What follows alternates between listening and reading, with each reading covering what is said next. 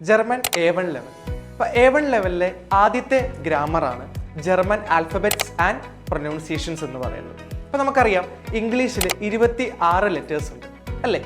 പക്ഷേ ജർമ്മനിലേക്ക് വരുന്ന സമയത്ത് നമുക്ക് 30 ലെറ്റേഴ്സ് ആണുള്ളത്. എന്ന് വെച്ചാൽ നമുക്ക് 26 കൂടാതെ 4 സ്പെഷ്യൽ ആൽഫബറ്റ്സും കൂടെ നമ്മൾക്ക് വരുന്നുണ്ട്. അത് നിങ്ങൾക്ക് സ്ക്രീനിൻ്റെ താഴെ തന്നെ കാണാനായിട്ട് സാധിക്കും. കാരണം 26, അതായത് ഇസഡ് എന്ന് പറയുന്ന ലെറ്റർ കഴിഞ്ഞിട്ട് നിങ്ങൾക്കൊരു 4 ലെറ്റേഴ്സും കൂടെ കാണാൻ പറ്റും. അതായത് എ മണ്ടയ്ക്ക് 2 കുത്ത് കാണും, യു മുകളിൽ 2 കുത്ത് കാണും, ഒ എന്ന് പറയുന്ന ലെറ്ററിന്റെ മുകളിൽ 2 കുത്ത് കാണും. അപ്പോൾ ഈ കുത്ത് എന്ന് പറയുന്നതിൻ്റെ അപ്പോൾ എയുടെ മുകളിൽ 2 കുത്ത് എന്നുള്ള രീതിയിൽ അപ്പോൾ അതിനെ പ്രൊനൗൺസ് ചെയ്യുന്നത് ഉംലൗട്ട് എന്നാണ് അതിനെ വിളിക്കുന്നത്.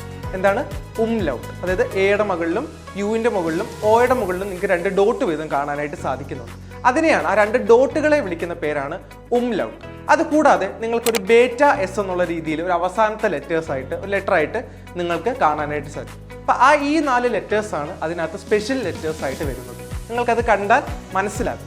അപ്പോൾ ഈ 4 ലെറ്റേഴ്സും കൂടെ നമ്മൾക്ക് പഠിച്ചാൽ നമുക്ക് എങ്ങനെയാണ് ഒരു വേർഡുകൾ വായിക്കേണ്ടതെന്നുള്ളത് പഠിക്കാനായിട്ട് പറ്റത്തുള്ളൂ. ഇപ്പോൾ ഫോർ എക്സാമ്പിൾ ആയിട്ട് പറയുവാണെങ്കിൽ ഇപ്പം റുക്ക് മെൽഡുങ് എന്ന് പറയുന്ന ഒരു വേർഡ്, റുക്ക് മെൽഡുങ് എന്ന് പറഞ്ഞാൽ ഫീഡ്ബാക്ക് എന്നാണ് മീനിങ്. അപ്പോൾ റുക്ക് മെൽഡുങ് എന്ന് പറഞ്ഞാൽ നിങ്ങൾക്ക് ആ വേർഡ് താഴെ കാണുമ്പോൾ തന്നെ മനസ്സിലാക്കും യുവിൻ്റെ മുകളിൽ ഒരു ഉംലൗട്ട് ഉണ്ട് അല്ലേ, 2 ഡോട്ടുകളുണ്ട്. അപ്പോൾ ആ ഡോട്ടുകളെ വിളിക്കുന്ന പേര് ഞാൻ ഓൾറെഡി പറഞ്ഞു, ഉംലൗട്ട് എന്നാണ്. അപ്പോൾ ആ ഉംലൗട്ട് വരുമ്പോൾ എങ്ങനെയാണ് ആ ലെറ്ററിനെ പ്രൊനൗൺസ് ചെയ്യുന്നത്, അത് സെൻറ്റൻസിലേക്ക് ഒരു വേർഡിലേക്ക് വരുമ്പോൾ എങ്ങനെയാണ് നമ്മൾ ആ വേർഡിനെ വായിക്കുന്നത് എന്നുള്ള കാര്യങ്ങളൊക്കെയാണ് നമ്മുടെ ആദ്യത്തെ ഗ്രാമറിനകത്ത് നമ്മൾ ഗ്രാമർ മീൻസ് ആദ്യത്തെ ബേസിക് ആയിട്ടുള്ള കൺസെപ്റ്റിൽ നമ്മൾ പഠിക്കുന്നത്. അപ്പോൾ ഇതായിരുന്നു നമ്മുടെ ആദ്യത്തെ സെഷൻ എന്ന് പറയുന്നത്.